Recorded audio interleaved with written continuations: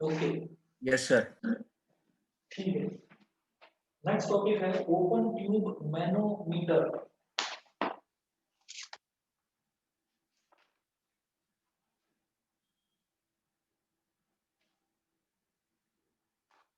Open tube MANO manometer.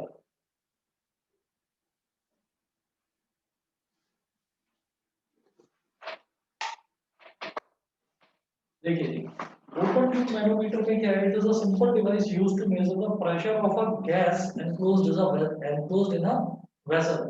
जैसे कि liquid का प्रेशर होता है, इसी तरीके से हम गैस का भी प्रेशर मेजर कर सकते हैं। It is a device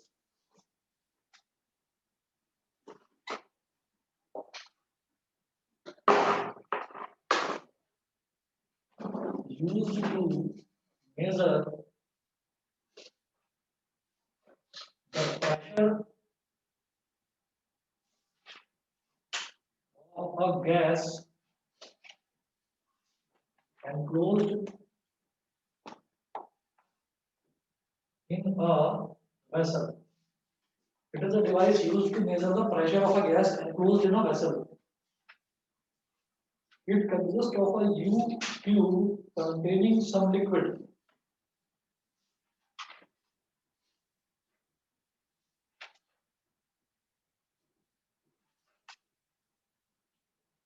U tube का मतलब U shape की tube. It consists of a U tube containing some liquid.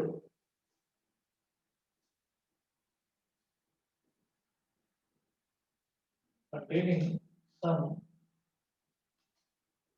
liquid.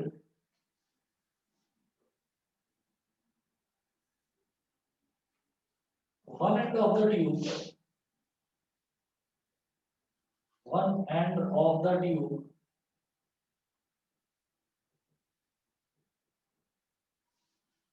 one end of the tube is open to the atmosphere and the other end is connected to the vessel.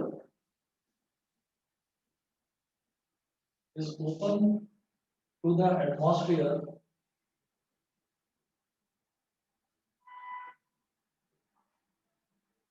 and other end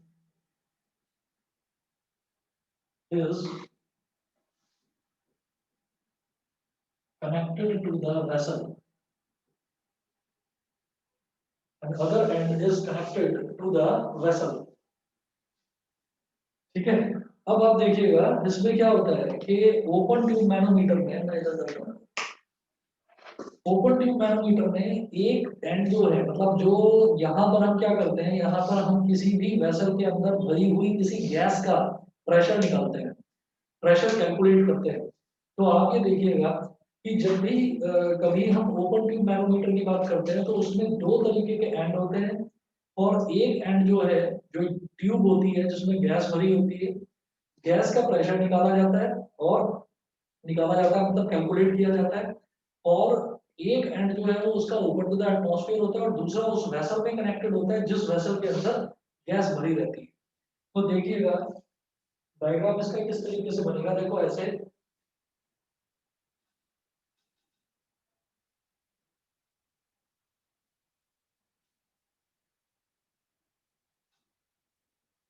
ये तो vessel है, इस vessel के अंदर क्या है, gas भरी हुई है। ठीक। और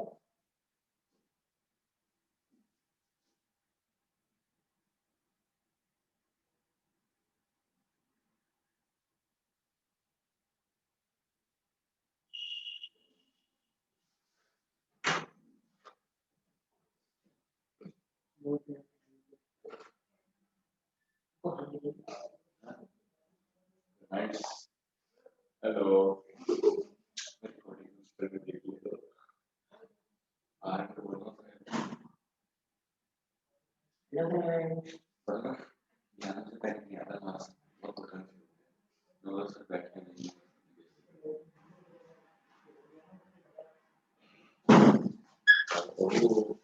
चलो सर परमानेंटली मांग लिया मैंने। चलो ठीक है, बैठ जाओ। वहाँ बैठो, तुम उधर जाओ, वहाँ बैठो, उधर बैठो भाई, चलो।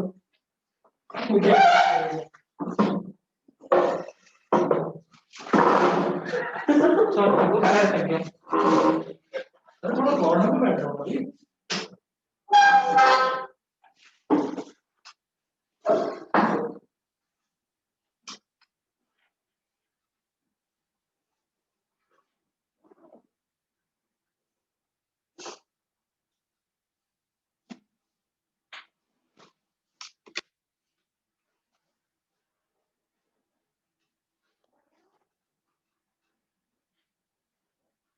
आप ये देखिएगा कि ये जो ट्यूब है, इस ट्यूब को अगर देखें तो इसकी शेप ऐसी लग रही है जैसे कि यू हो, है ना, तो इसलिए इसको यू ट्यूब बोल देते हैं। इस शेप की जो ट्यूब है, ऐसी शेप की ट्यूब को यू ट्यूब बोल देते हैं।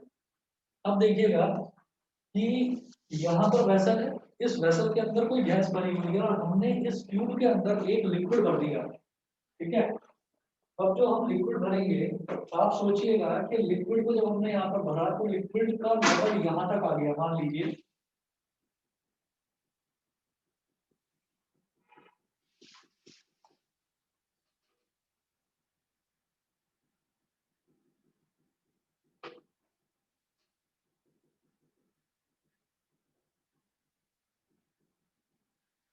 ये लिक्विड भरा हुआ है इसके अंदर। अब इस पॉइंट को हमने मार्क कर लिया, इस पॉइंट को हमने बोल दिया ए। पॉइंट ए मतलब लिक्विड का जो आखिरी लेवल है इस तरफ, इसको मैंने ए बोल दिया। और ये जो वेसल है ना, इस वेसल के अंदर गैस भरी हुई है, इसके अंदर गैस भरी हुई है और हमने क्या करा, उसके ऊपर से लिक्विड डाल दिया। मतलब यहाँ से हमने लिक्विड डाल दिया, तो अब जो गैस है वो गैस निकलने का कोई रास्ता नहीं बचा, ठीक है। तो लिक्विड डाल दिया और लिक्विड को हमने देखा कि थोड़ी देर हमने उसको डालते हुए देखा कि वो कहाँ तक आकर रेस्ट में आ जाता है। तो लिक्विड इस जगह पर आकर लिक्विड रेस्ट में आ गया और यहाँ पर लिक्विड इस जगह रेस्ट में आ गया, ठीक है। अब देखिए ये वाला जो पॉइंट है, जो इस ए के ठीक सामने वाला पॉइंट है, यहाँ पर मैंने एक डॉट लगाकर इस पॉइंट को मैंने बोल दिया बी। और इस कॉर्नर में मतलब इस यू ट्यूब के इस वाला जो इधर वाला जो आर्म है, यहाँ पर जो ऊपर तक ये पॉइंट है, जो ऊपर वाला लेवल है इसका, जो लिक्विड का सबसे टॉप मोस्ट लेवल है, उसको मैंने सी बोल दिया। तो ए के ठीक सामने जो है वो बी है। बी और सी में जो गैप है, बी और सी में जो गैप है, उसको मैंने बोल दिया, उस हाइट को मैंने बोल दिया एच, ठीक है। ये हाइट हो गई एच। अच्छा, ए बी और सी ये हाइट हो गई एच वेसल। और ये जो डिवाइस है, इस डिवाइस को बोलते हैं MANO, मैनोमीटर। मैनोमीटर। अच्छा, मैंने बोला था कि ये वाला जो एंड है it is open to atmosphere, यानी कि यहाँ पर जो प्रेशर पड़ रहा है ना इस पर, this is called PA। PA मतलब एटमॉस्फेरिक प्रेशर 1.013 into 10 की पावर 5 पास्कल, पढ़ा था लास्ट टाइम, ठीक है ना। तो वो हो गया हमारा एटमॉस्फेरिक प्रेशर, वो इस पर पड़ रहा है, ठीक। अब जरा देखिएगा next, the total pressure P of the gas is equal to,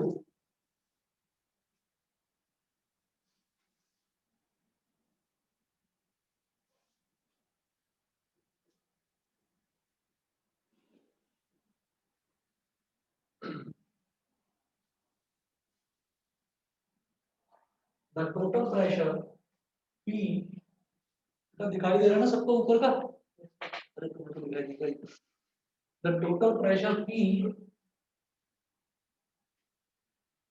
of the gas is equal to the pressure at A, is equal to the pressure at A, ठीक है। Total pressure, the total pressure P of the gas, gas कहाँ पर है, gas भरी हुई है इस vessel में। तो वेसल जो है, वेसल में जो गैस है, वो गैस जो है वो सारा का सारा प्रेशर यहाँ पर लगा रही है। The total pressure P of the gas, तो गैस का प्रेशर कितना है, जितना प्रेशर यहाँ पर आ रहा है ए पर, तो हम गैस के प्रेशर को P बोल देंगे। P is equal to P A, P is equal to P A. और पी ए को हम क्या बोलेंगे, ये जो पी ए है, ये क्या, इसको हम क्या बोलेंगे, इसको हम बोलेंगे पी सी। मतलब इस पॉइंट पर कुछ प्रेशर होगा, PC plus PC plus H rho G, H rho G, H rho G क्या होता है? प्रेशर ऑफ दिस लिक्विड, इस लिक्विड का भी तो कुछ प्रेशर होगा, ठीक है। तो टोटल प्रेशर क्या हो गया? PC प्लस, मतलब जो ये वाला प्रेशर है, बिकॉज अब ये लिक्विड जो है ना ये रुका हुआ है, ये लिक्विड रुका हुआ है, तो इसका मतलब क्या है कि जितना प्रेशर यहाँ पड़ रहा है उतना ही प्रेशर यहाँ पड़ रहा है, तो ये दोनों के दोनों प्रेशर ये बराबर हो गए। तो हम ये कहेंगे कि गैस तो प्रेशर लगा रही है यहाँ पर, तो गैस के प्रेशर को मैंने बोल दिया P, तो गैस प्रेशर यहाँ पर लगा रही है, तो P किस पॉइंट पर लगा रही है? A पॉइंट पर। तो गैस का प्रेशर हो गया PA, और ये PA बिकॉज ये लिक्विड बैलेंस्ड कंडीशन में है, ये मूव नहीं कर रहा है लिक्विड, तो PA ये वाला जो प्रेशर है ये इधर लगने वाले प्रेशर के बराबर होगा, यानी कि PC और प्लस यहाँ से और यहाँ तक एक हाइट भी तो है, यहाँ से और यहाँ तक, क्योंकि इसकी हाइट देखिए ज्यादा है और इसकी हाइट कम है। मैंने लास्ट टाइम आपको ये बताया था कि जो हमारा कोई भी अलग अलग शेप के वेसल हो सकते हैं, तो सिर्फ और सिर्फ हाइट पर प्रेशर डिपेंड करता है, प्रेशर किसी भी जो कंटेनर है, जो वेसल है, उस वेसल के शेप पर डिपेंड नहीं करता। तो इसका मतलब हाइट पर तो डिपेंड करेगा प्रेशर, तो हाइट यहाँ से लेकर यहाँ तक h हो गई, लिक्विड की डेंसिटी रो हो गई, और g, h रो g, ये हमारा प्रेशर का फॉर्मूला होता है। तो हमने कहा कि एक तो ये वाला प्रेशर और प्लस यहाँ से लेकर यहाँ तक जो प्रेशर है लिक्विड की वजह से वो हो गया h रो g। PC क्या है? Because PC, this C point is exposed directly to atmosphere, so this PC will be equal to PA. Since C point, C is directly exposed to atmosphere, directly exposed to atmosphere, therefore PC is equal to PA. So P, जिसको मैं PC plus H rho g बोल रहा था, तो ये हो गया PA plus H rho g, PA plus H rho g,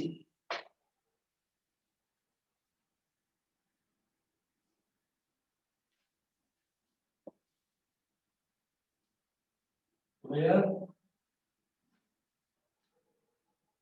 PA is atmospheric pressure,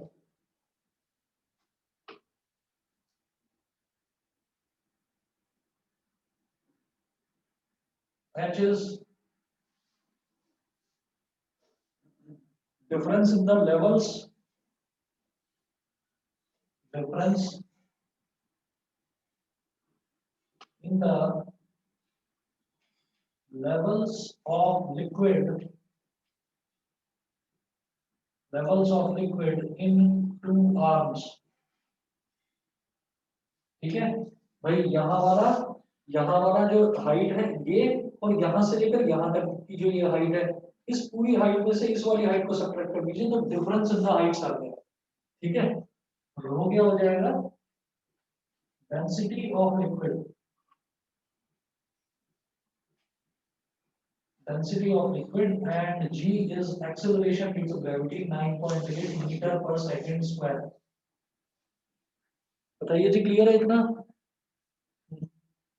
sir अगर गैस को तो लिक्विड बना दे तो उसका वही वाला प्रेशर लगेगा ना ऐसे। अगर गैस को पहले कंडेंस करके अगर लिक्विड कन्वर्ट कर दें तो सर उसमें वही तो प्रेशर लगेगा। गैस को लिक्विड में कैसे कन्वर्ट करेंगे? लो इधर तो लिक्विड है ना पूरा, तो लिक्विड को थोड़ी कंडेंस करेंगे, और गैस को करोगे कैसे कंडेंस? आपके पास कोई डिवाइस है नहीं, आप इसको, क्योंकि ये तो यहाँ पर है गैस, तो इसको कैसे कंडेंस करोगे? मैंने तो वैसे मतलब सर ये उसके लिए यूज करता है ना कि गैस का प्रेशर निकालने के लिए, और गैस को अगर आपने लिक्विड में कन्वर्ट कर दिया तो फिर तो H2O हो गया ना सीधा सीधा, बस फिर वही प्रेशर नहीं लगेगा उस पर। फिर तो लिक्विड वाला हो गया, लिक्विड प्रेशर वाली टेम्पो लगी है ना, जो फॉर्मूला है। अच्छा दोनों पे उसके दोनों साइड पे अलग अलग प्रेशर, नहीं दोबारा बोलो।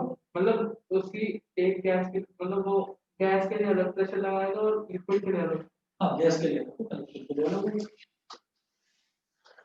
ठीक है जी, बताइए चले आगे, समझ क्लियर है? ठीक है, समझ क्लियर है, समझ Yes, आंश, sir. ध्रुव, दृष्टि, बताइए सभी को क्लियर है? Yes sir. चलिए जी, आगे चलते हैं। आगे ये है कि अगर मुझे ये मालूम है कि एटमॉस्फेयर का जो स्टैंडर्ड प्रेशर होता है उसकी वैल्यू मैंने लास्ट टाइम कैलकुलेट करी थी, वो वैल्यू मुझे मालूम है, तो उससे उस वैल्यू की हेल्प से क्या मैं ये देख सकता हूँ कि एटमॉस्फेयर की हाइट कितनी ऊंची होती है। एटमॉस्फेयर मतलब जो पूरा हमारा एटमॉस्फेयर है, जहां पर सारी मिक्सचर्स ऑफ गैसेस हैं, जहां तक अवेलेबल है, मतलब एटमॉस्फेयर क्या हो गया कि स्पेस में पहुंचने से पहले तक की चीज। स्पेस का मतलब क्या होता है? एम्प्टी स्पेस, जहां पर कोई भी गैसेस नहीं होती। समझ रहे हैं? जैसे मान लीजिए हमने ये लिखा I am a good person, ठीक है, तो ये बीच में आई और एम के बीच में क्या है? स्पेस। ठीक है, एम और ए के बीच में भी क्या है? स्पेस। तो इसका मतलब क्या है? स्पेस का मतलब क्या है? स्पेस को स्पेस इस वजह से कहा जाता है कि वहां पर कुछ नहीं होता, खाली होता है, वैक्यूम होता है। वैक्यूम का मतलब कि वहां पर किसी तरीके की कोई गैस नहीं होती। तो एटमॉस्फेयर का मतलब क्या है कि जहां तक मुझे कोई भी गैस मिलती है, जिस लेवल तक भी मैं धीरे धीरे अर्थ के लेवल से ऊपर ऊपर ऊपर ऊपर ऊपर ऊपर उठता चला जाता हूँ, तो जिस लेवल तक भी, जिस लास्ट लेवल तक मुझे गैसेस मिलेंगी, वो मेरा एटमॉस्फेयर कहलाएगा। तो उस एटमॉस्फेयर की हाइट किस तरह से कैलकुलेट करते हैं, वो मुझे नेक्स्ट देखना है। नेक्स्ट टॉपिक है height of atmosphere. Height of atmosphere, atmosphere की हाइट किस तरह से कैलकुलेट करी जाए? सर का स्पेस खाली रहता तो एम्प्टी स्पेस ही कहते हैं। एम्प्टी स्पेस समझाने के लिए, एम्प्टी स्पेस मतलब space is empty, space is empty.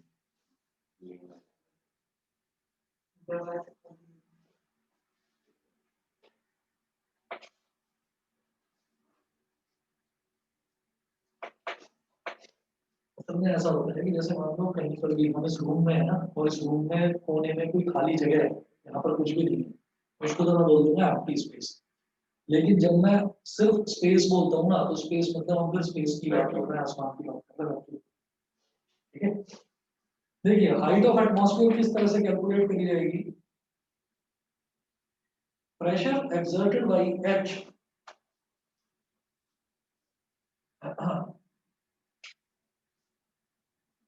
हाँ, pressure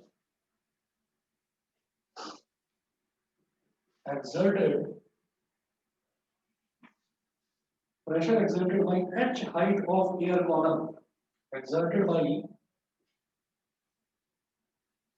h height of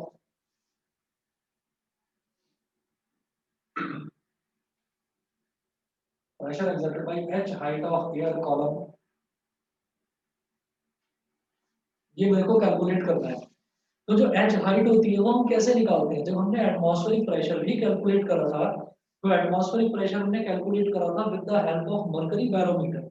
mercury barometer में हमने देखा था कि मैं मरकरी से भरे हुए एक टेस्ट ट्यूब को मैंने थंब से बंद कर रखा है, और उसको मरकरी से भरे हुए एक वेसल में मैंने उलट दिया, इन्वर्ट कर दिया, और फिर अपना थंब हटा दिया। तो जो उसमें मरकरी था ना, वो धीरे धीरे धीरे धीरे नीचे गिरने लगा, लेकिन एट अ पोजीशन आकर, एक पोजीशन पर आकर वो रुक गया। और जब मैंने उसकी हाइट नापी तो वो निकली 76 सेंटीमीटर, यानी कि 0.76 मीटर, ये देखा था। तो वो जो गिरा है ना वो नीचे, वो किसकी वजह से गिरा है?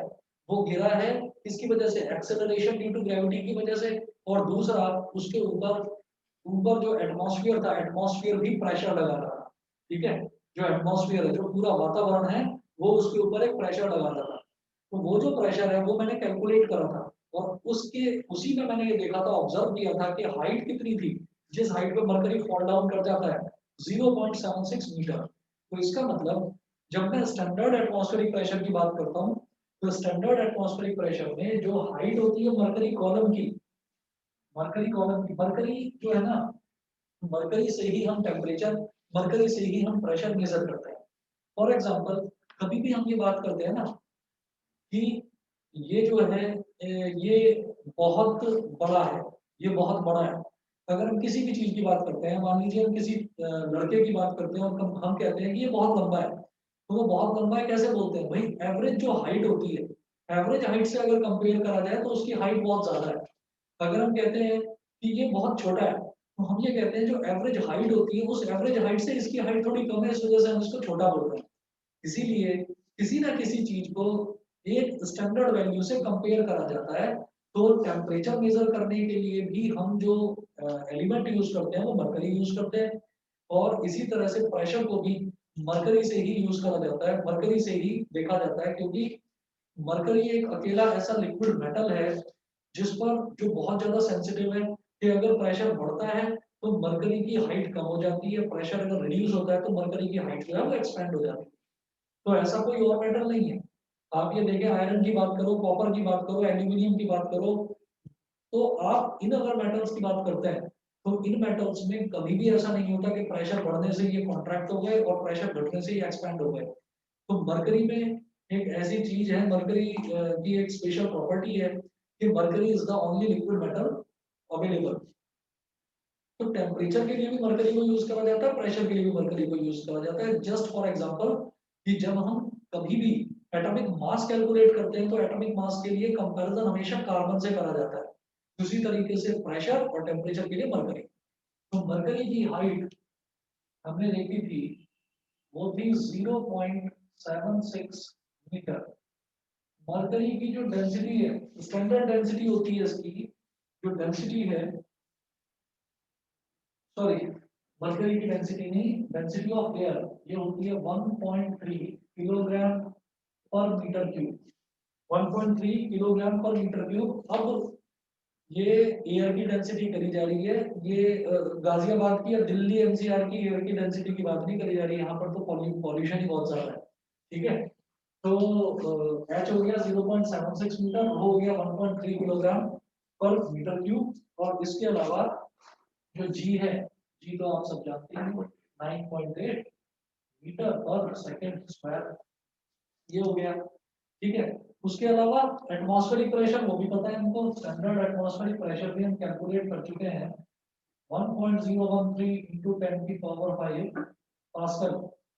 ठीक है, तो ये सारी चीजें हमारे पास हैं, ऑलरेडी हैं ये सारी चीजें। तो हम ये कहते हैं कि चलिए, अगर हमने मरकरी को लिया था तो मरकरी की हाइट कितनी थी? ठीक है, अब आप ये कहते हैं कि हमने कहा कि मरकरी हमारे पास है ही नहीं, हमारे पास मरकरी है ही नहीं, तो हम ये देखते हैं कि जो स्टैंडर्ड एटमॉस्फेरिक प्रेशर है वो तो इतना ही रहना है। ठीक है, वही स्टैंडर्ड एटमॉस्फेरिक प्रेशर ये है कि ऐसा तो नहीं है ना कि मैं यहाँ पर खड़ा हूँ तो मेरे को जो एटमॉस्फेयर है वो ज्यादा दबा रहा है तो मैं तो झुका जा रहा हूँ बिल्कुल नीचे, और कोई दूसरा इंसान है उसको एटमॉस्फेरिक प्रेशर थोड़ा कम दबा रहा है तो वो उछला जा रहा है हवा में। तो ऐसा नहीं हो सकता। स्टैंडर्ड एटमॉस्फेरिक प्रेशर जितना मरकरी पर लगेगा उतना ही कार्बन पर लगेगा, उतना ही एल्यूमिनियम पर लगेगा, उतना ही कॉपर पर लगेगा। तो इस वजह से स्टैंडर्ड एटमॉस्फेरिक प्रेशर की वैल्यू सेम रहेगी।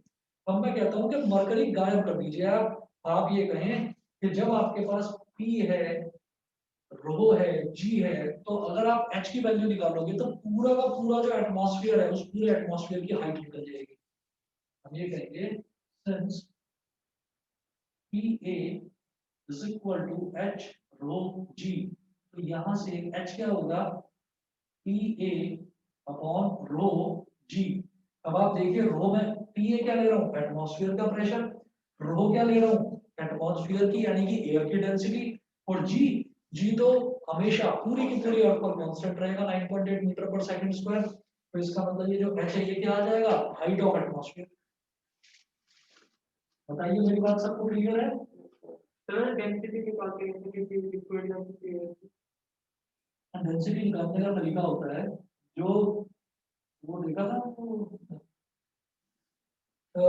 ये एक मिनट रुको, लिख लेता हूँ।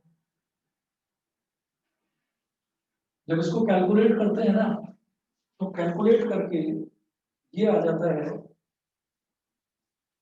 7951 metre, which is 7951 metre, which is approximately equal to 8 kilometre. मतलब अगर हम जमीन से 8 किलोमीटर तक ऊपर जाते जाए तो 8 किलोमीटर के बाद फिर सारी गैसेस खत्म हो जाएगी। एटमॉस्फेयर बस वहीं तक, बस बता रहे हो 8 किलोमीटर बहुत होता है। और यही तो है जब आप ये देखेंगे, आपने सुना भी होगा कि जो लोग लेह जाते हैं या लद्दाख जाते हैं तो ये कहते हैं कि उनको प्रॉब्लम होने लगती है, वहां जाकर उनको ऑक्सीजन भी नहीं मिलती प्रॉपर, उनको सांस लेने में दिक्कत होने लगती है, ठीक है ना। तो उससे भी ऊपर जो लोग हिमालय जाते हैं तो वो ऐसे ही थोड़ी जाते हैं कि चलो भाई हिमालय चलते हैं, है ना। पूरा प्रॉपर गैस सिलेंडर वगैरह वो सारी चीजें लेकर जाते हैं, ऐसा ना हो वहाँ गैस ही ना मिले, हम मर जाए जाके। ठीक, तो देखिएगा ये हो गया हिमालय टॉप पे क्या, हिमालय टॉप पे गैस ही हाँ गैसेस बहुत कम होती है ना, नहीं कम नहीं होगी होगी नहीं। हाँ हमने एच को निकाला ना, एच जो है ना, ये था हमारे पास मरकरी की हाइट, कि मरकरी जो है ना वो बैरोमीटर में मरकरी कितना फॉल करता है, तो वो मरकरी वाली हाइट थी, ठीक है। और ये जो एच मैंने निकाला, ये मैंने पूरे एटमॉस्फेयर के लिए निकाला कि एटमॉस्फेयर कहाँ तक मेरे को मिलेगा, तो एटमॉस्फेयर अर्थ से 8 किलोमीटर ऊपर तक मिलेगा बस। अच्छा, अब दूसरी बात ये है कि हम डेंसिटी निकालते कैसे, तो डेंसिटी ऐसे निकाली जाती है कि ये देख लिया जाता है कि पूरा जो स्पेस है, स्पेस का वॉल्यूम कितना है। स्पेस का वॉल्यूम तो निकाला जा सकता है जब हमको रेडियस ऑफ अर्थ पता है, और earth is approximately taken to be a spherical body, तो स्फीयर का वॉल्यूम क्या होता है 4/3 पाई आर क्यूब, ठीक है। और हम ये देख लेते हैं, एक छोटा सा टुकड़ा ले लेते हैं स्पेस का, एक छोटा सा टुकड़ा, और ये देखते हैं कि वहां पर कितने गैसियस पार्टिकल्स हैं। वो जो गैसियस पार्टिकल्स हैं उनको मैंने ले लिया और ये देख लिया कि उनका मास कितना है, और उसको इंटीग्रेट कर दिया कहाँ, ओवर अ स्फीयर। वो इंटीग्रेशन डिटेल में पढ़ेंगे ट्वेल्थ क्लास में। उसको इंटीग्रेट करो तो पूरा का पूरा जो एटमॉस्फेयर है उसका मास आ गया, उसके अंदर जो गैसेस हैं, mass divided by the volume of atmosphere, volume of atmosphere यानी कि volume of earth, mass upon volume क्या हो गया डेंसिटी, है ना। इस तरह से निकालेंगे। दूसरा भी तरीका है यूजिंग सनलाइट, सनलाइट को यूज करके हम रिफ्रैक्टिव इंडेक्स से निकाल सकते हैं, sin i upon sin r, refractive index से भी हम निकाल सकते हैं डेंसिटी। तो डेंसिटी निकालने के अलग अलग तरीके होते हैं। खैर, ये बता दीजिए हाइट ऑफ एटमॉस्फेयर सभी को क्लियर है। Yes sir. ऐश्वर्या, अनुष्ठा, अनुभव बताइए क्लियर है। Yes, sir. हर्ष, ध्रुव, Yes. दृष्टि, Yes, sir. Yes sir. clear? चलिए जी बेटा चलते हैं, फिर आगे चलते हैं हाइट ऑफ एटमॉस्फेयर। हाँ क्या सर बहुत आता है आपको कवर कर रहा हूँ कैसे कर रहा हूँ। किसमें पढ़ो हमने भी पढ़ा सर ये यहाँ पर ठीक है, अब जरा देखिएगा, ये एक क्वेश्चन है, एनसीईआरटी का क्वेश्चन है, यहाँ पर कर रहा हूँ मैं इस तरफ।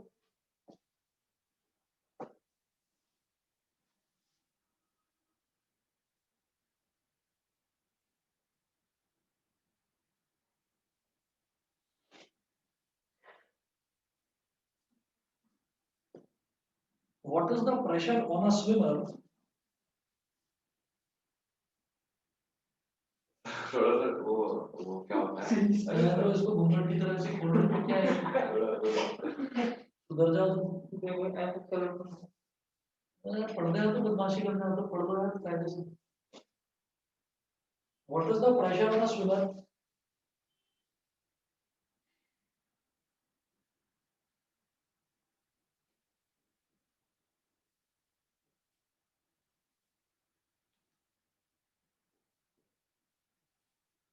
What is the pressure on a swimmer? Pressure on a swimmer 10 meter below the surface of a lake. 10 meter below the surface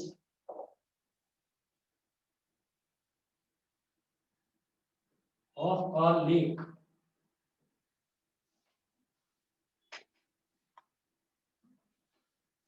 Ten meter below the surface of a lake. अब ना एक चीज जो है वो हमेशा याद रखिएगा कि जैसे मैंने आपको बताया कि ये जो रो है ये है डेंसिटी ऑफ एयर, तो नोट करके आप लिख लीजिए, रो यानी कि density of air is equal to 1.3 kilogram per metre cube, ठीक है। और वाटर की क्या होती है याद है? 1000 kilogram per metre cube. Water की होती है 1000 किलोग्राम पर मीटर क्यूब, और ग्राम पर सेंटीमीटर क्यूब में अगर इसको देखेंगे तो 1 ग्राम पर सेंटीमीटर क्यूब होता है। ये आप लोग 9th क्लास में करके आए होंगे, अगर याद है तो ठीक है, नहीं है तो इसको लिख लीजिए। ये दो चीजें। पर आपको एक चीज समझ में आ गई होगी कि अगर मान लीजिए एक लेक है, तो लेक का ये ऊपर वाला पोर्शन है, मतलब ये तो टॉप सरफेस होगी लेक की, और यहाँ पर इधर जो है एक स्विमर है, वो स्विम कर रहा है, स्विमिंग कर रहा है। तो वो कितना नीचे लेक में कितना नीचे स्विम कर रहा है? वो कर रहा है 10 मीटर नीचे, यानी कि ये जो एच है ये दे दिया 10 मीटर। और ये जो स्विमर है, इस स्विमर पर दो तरीके के प्रेशर एक्ट करेंगे, एक तो एटमॉस्फेरिक प्रेशर, ठीक है, और दूसरा यहाँ से लेकर यहाँ तक जो वाटर है 10 मीटर तक, वो पानी के नीचे तैर रहा है 10 मीटर, तो 10 मीटर जो प्रेशर है वो उस पर किसका लगेगा? पानी का लगेगा, ठीक है। एटमॉस्फेरिक प्रेशर प्लस वाटर का प्रेशर, दोनों प्रेशर उसको झेलने पड़ेंगे, ठीक। तो वो पूछ रहे हैं what is the pressure on a swimmer, ठीक, सीधा सीधा निकाल लेंगे, 98 ठीक है। तो ये हो जाएगा हमारे पास E is equal to PA plus H rho G। Atmospheric pressure होता है बेटा 1.013 मल्टीप्लाई बाई 10 की पावर 5 पास्कल, ठीक है। और प्लस हाइट कितना है 10 metre into rho water, water का कितना है 1000, और G कितना है 9.8। ये हो गया, ठीक है। तो इसमें हम क्या करेंगे,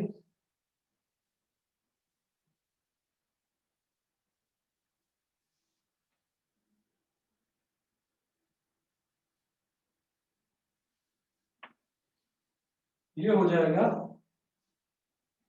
1.013 इंटू 10 की पावर 5, ये है 1000, यानी कि 10 की पावर 3, ये है 10, यानी कि 10 की पावर 1, तो ये तो टोटल हो जाएगा 10 की पावर 4। एक पॉइंट और इधर कम कर दीजिए, 0.98 कर दो इसको, तो ये मेरे पास आ गया 1.013 इंटू 10 की पावर 5 प्लस 0.98 इंटू 10 की पावर 5,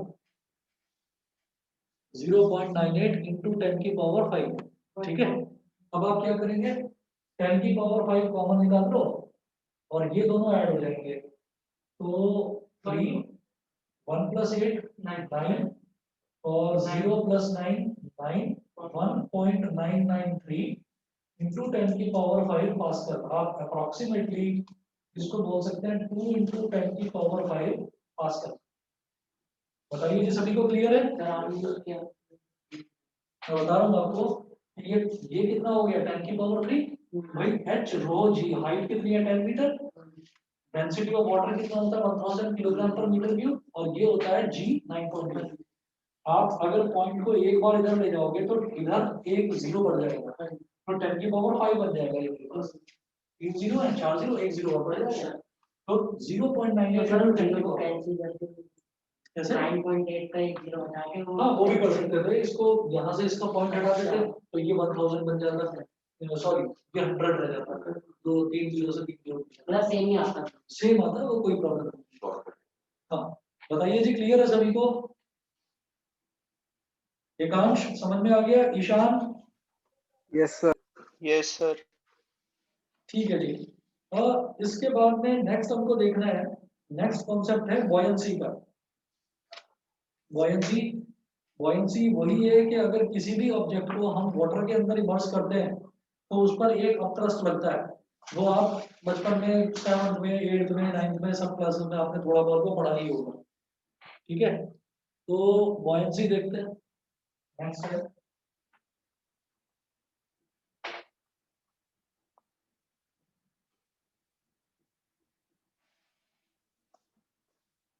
बॉयंसी जो है वो बहुत ज्यादा डिटेल में नहीं है, बॉयंसी की सिर्फ और सिर्फ डेफिनेशन देखनी है। The force of buoyancy, the upward force acting on a body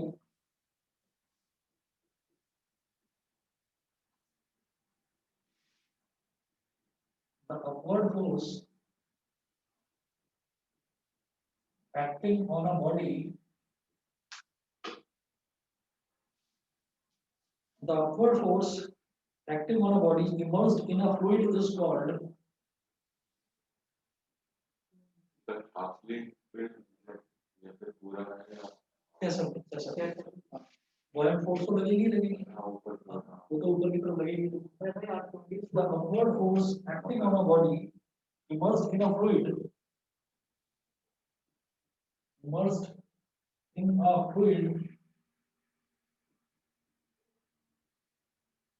is called immersed in a fluid is called upthrust or buoyant force is called upthrust or buoyant force, and the phenomena is called buoyancy. कोई नया नहीं है इसमें, कोई ऐसी चीज नहीं होगी जो आप लोगों को नहीं समझ में आई होगी, क्योंकि पहले भी आप लोग और छोटी क्लासेस में भी आप लोग ये कर ही चुके हैं। हाँ, तो इसमें ऐसा कुछ है नहीं। हाँ, दूसरा ये देखिएगा कि आप ना मुझे सिर्फ और सिर्फ ये कंफर्म करके बता दीजिएगा, क्योंकि आज से 2 साल पहले आर्किमिडीज प्रिंसिपल और प्रिंसिपल ऑफ फ्लोटेशन ये सिलेबस में से हट चुका है, मतलब it is not because of corona, उससे पहले ही ये हटाया जा चुका है सिलेबस में से। तो एनसीईआरटी में कुछ क्वेश्चंस हैं जो आर्किमिडीज प्रिंसिपल पर बेस्ड हैं। आर्किमिडीज प्रिंसिपल क्या कहता है? whenever an object is immersed in a liquid, so weight of water displaced is equal to upthrust experienced by that object. जो buoyant force होती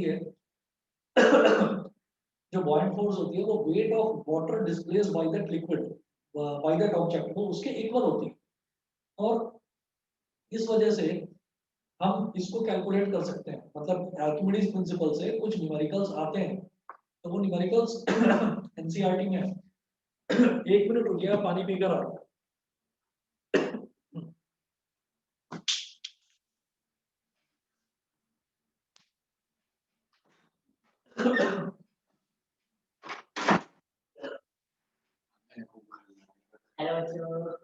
hello friends, welcome to channel.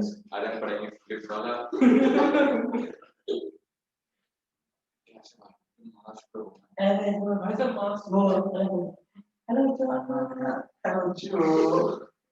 कैसे हैं आप लोग?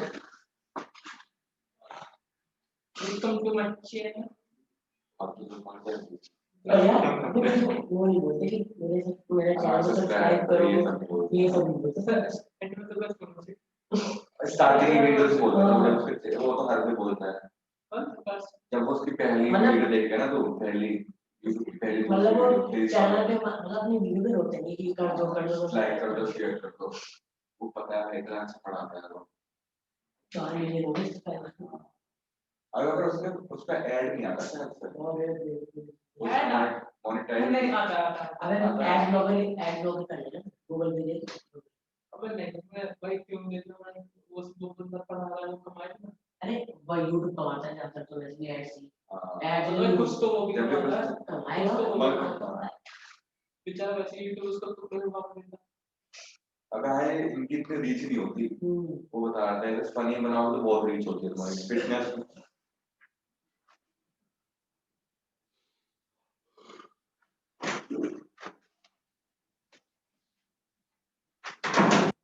तो ये आप कंफर्म कर लेना, अगर आर्किमिडीज प्रिंसिपल स्कूल में कराया जाए तो मैं करवा दूंगा, हालांकि उसकी जरूरत नहीं है, उसमें फालतू में टाइम वेस्ट होगा।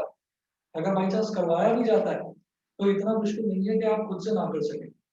तो मुझे बता दीजिएगा, फिर भी अगर किसी बच्चे को करना हो तो बता देना, सिलेबस में से आज से 2 साल पहले उसको हटाया जाए। नहीं करवाया तो अच्छा है। कई बार क्या है ना, बुओयेंसी के साथ में बुओयेंसी बुओयेंसी जो है वो में तो होगा गलत नहीं है नहीं ना। बुओयेंसी जो है स्कूल में कुछ नहीं छोड़ रहे, हाँ स्कूल में वैसे कुछ नहीं छोड़ रहे, वो पढ़ा जा रहे हैं। सही बोला, स्कूल में कुछ भी नहीं हाँ, वो तो मेरे को समझ में आ गया। अच्छा तो करवाना है फिर बताओ। नहीं मैं बता रहा हूँ, वो जो इस साल कटा वो भी करवाया जा रहा है फिर। जो इस साल कटा है वो भी करवाया जाएगा, जो 2 साल पहले कटा था वो भी। सर वो मेरे ख्याल से जेईई करना है तुम्हें। अरे स्कूल वाले जेई की तैयारी करवा रहे हैं। सर जेईई का इंटरेस्ट अरे तुम तो नहीं। जमाने में किसी से पूछना बेवकूफ नहीं है। हाँ हर्ष क्या कह रहे थे। अरे वो सब कुछ करवा देते हैं, वो देखते ही नहीं क्या कटा है क्या नहीं, बस करवाते जाते चलो फिर भी एक बार पूछ लेना, अगर एग्जाम में आए तो मैं करवा देता हूँ, कहो तो अभी करवा हैं। देता हाँ हूँ। सब आता है एग्जाम में, सब आता है एग्जाम। करवाते हैं, चलिए कर लेते हैं। बोल रहा होता हूँ तो बीच में मत बोला करो। सर तुम्हारी करना। फिर मैंने कुछ बोला था। अरे मैं एक जने को थोड़ी बोल रहा हूँ, तुम भी बोल रहे हो, तुम भी बोल रहे हो, वो हंस रहा है।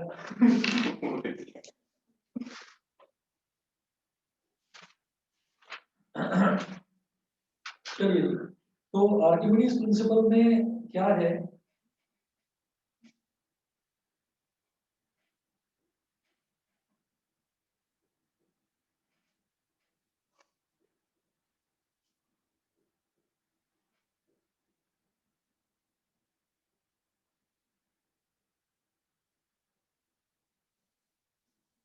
Archimedes principle लिखिए जी, प्रिंसिपल क्या है। It states that when a body is partially or wholly immersed in a fluid,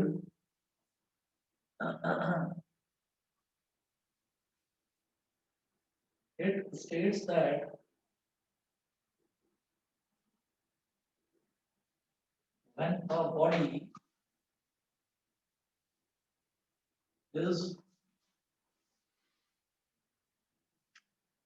partially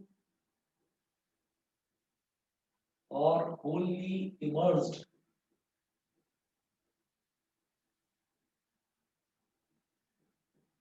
in a fluid, partially or wholly immersed in a fluid, in a fluid, it experiences an upthrust. It experiences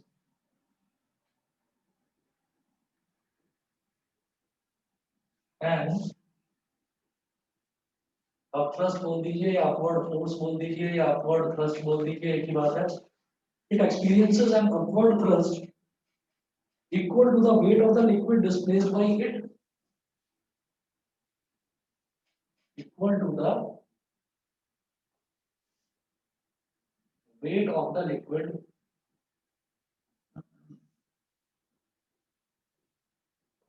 liquid displaced by it,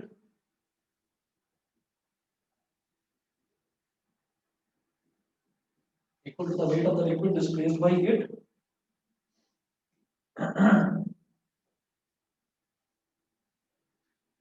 and it acts through the center of gravity of the displaced fluid,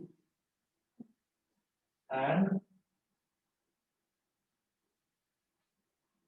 it acts through the center of gravity, acts through the center of gravity of the displaced fluid.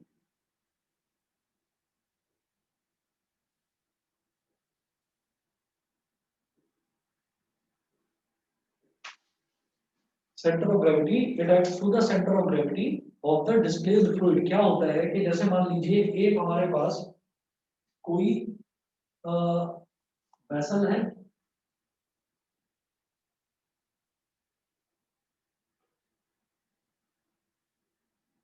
इस vessel के अंदर पानी भरा हुआ है,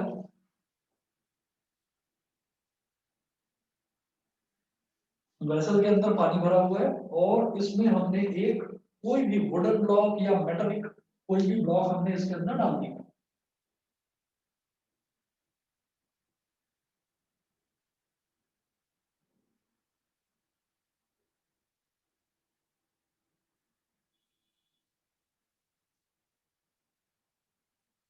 ये हमने block इसके अंदर डाल दिया।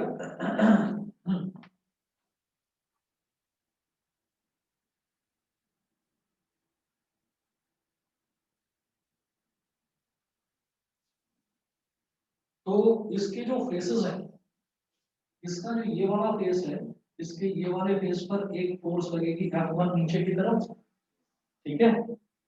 और जो इसका ये वाला फेस है, नीचे वाला फेस है, नीचे वाले फेस पर एक फोर्स लगेगी F2 ऊपर की तरफ, और इसकी हाइट h है।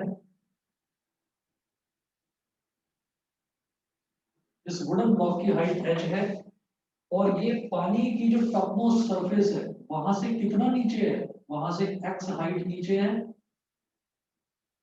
ठीक। और इधर भी इस पर फोर्स लगेगी, इधर भी इस पर फोर्स लगेगी।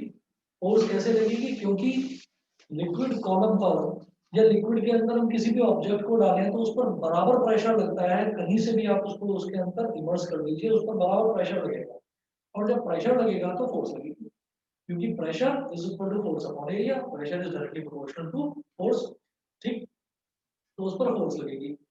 अच्छा, अब यहाँ पर हमने ये कहा कि जो आर्किमिडीज प्रिंसिपल है, आर्किमिडीज प्रिंसिपल ये कहता है कि अगर मान लीजिए मैंने पूरी तरह से या आधी तरह से, मतलब पार्शियली या होलली, मैंने किसी ऑब्जेक्ट को पानी के अंदर डुबा दिया, इसके अंदर आप समझ लीजिए, मैं दिखा नहीं रहा हूँ, इसके अंदर पूरे में पानी भरा हुआ है,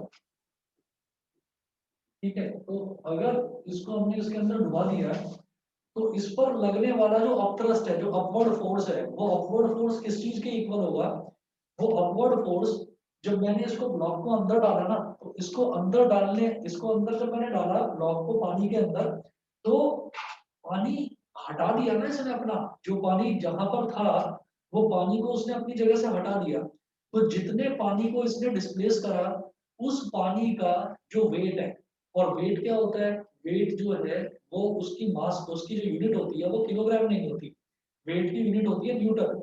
तो weight is also a force, और अपवर्ड थ्रस्ट यानी कि वो जो थ्रस्ट है, thrust is also a force. तो जो नीचे से ऊपर लगने वाला जो फोर्स है, जो इस वुडन ब्लॉक पर लगेगा, वो किसके इक्वल होगा, जितना पानी इसने डिस्प्लेस करा है उस पानी के वेट के बराबर। बताइए जी, क्लियर है इतना? हाँ, फ्लोट होता रहेगा। डिपेंड करेगा, वो इसकी डेंसिटी पर डिपेंड करेगा। अगर इसकी डेंसिटी पानी की डेंसिटी से ज्यादा है तो फिर ये सिंक कर जाएगा, अगर इसकी डेंसिटी पानी की डेंसिटी से कम है तो फिर ये फ्लोट करेगा। चलो वेट की यूनिट किलोग्राम तो मास, मास की यूनिट किलोग्राम, वेट की यूनिट न्यूटन, बता दो ना। तो सर फिर इंसान को बोलते हैं कि उसका 30 किलो वजन है, हाँ, तो 30 किलो में उसका मास वो 30 kg उसका मास है। तो ग्रेविटी सर वेट तो होता है सर, वो आ जाती है स्मॉल जी आ जाती है, स्मॉल दिया है। हाँ, जिसमें स्मॉल जी आ जाता है उसी वो को तो वेट वेट हो बोलते हैं। जाता है, और मास मतलब अगर मैं 40 का हूँ हाँ, तो मतलब मेरा वेट मास 4 kg हो गया। अरे नहीं ना, 40 kg इज योर मास। हाँ। और हम तो नॉर्मल लैंग्वेज में ऐसे ही बोल देते हैं कि आपका वेट कितना है, वो वेट नहीं होता, मास।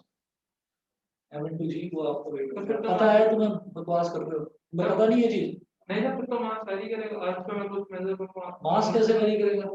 अर्थ में फिर मैंने मेजर करा 40 को, कहते थे ना यहाँ पर मास उसका। अरे मास तो यूनिवर्सली कांस्टेंट होता है ना, मास तो यूनिवर्सली कांस्टेंट होता है। आप कहीं पर भी किसी ऑब्जेक्ट को लेकर चले जाओ, आप 60 kg के यहाँ पर हो तो 60 kg के लिए आप मून पर हो, तो मास यूनिवर्सली कांस्टेंट होता है। इसका मतलब ग्रेविटेशन वाला चैप्टर पढ़ा ही नहीं तुमने ढंग से। नहीं सर, जैसे मैंने नहीं पता है ना, उस टाइम नेटवर्क प्रॉब्लम हो जाती थी ना तुम्हारे।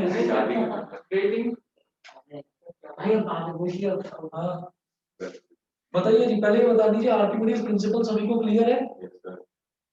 Yes, sir. ऐश्वर्या, अनुष्ठा, अनुभव, बताइए, सभी बच्चे बता दीजिए। Yes, sir. यस। अच्छा, अब मुझे ये बताइए, इसको मैं आगे कंटिन्यू करूंगा। पिछले दिनों भी फिजिक्स की क्लासेस का काफी लॉस हुआ था, तो कल मैं दोपहर में अगर 2 बजे क्लास ले लूं तो कंफर्टेबल है आप लोग? 2 बजे क्लास सर केमिस्ट्री की ट्यूशन है 2:30। 1:30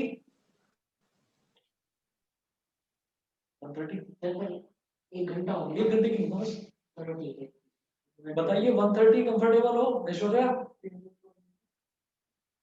2:30 बजे चलो। Okay sir. बाकी बच्चे बता दीजिए, अनुष्ठा, अनुवा, अर्श। सर कल मेरे एग्जाम है। 1:30 तक फ्री नहीं हो पाओगे? No sir.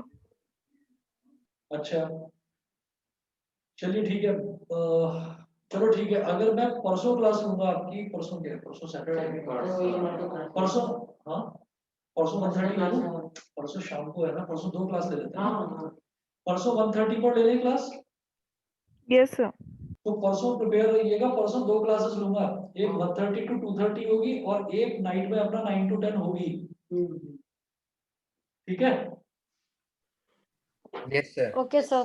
हाँ, किसी बच्चे को कोई प्रॉब्लम तो नहीं है, बता दीजिए। एकांश, ईशा, कल या परसों?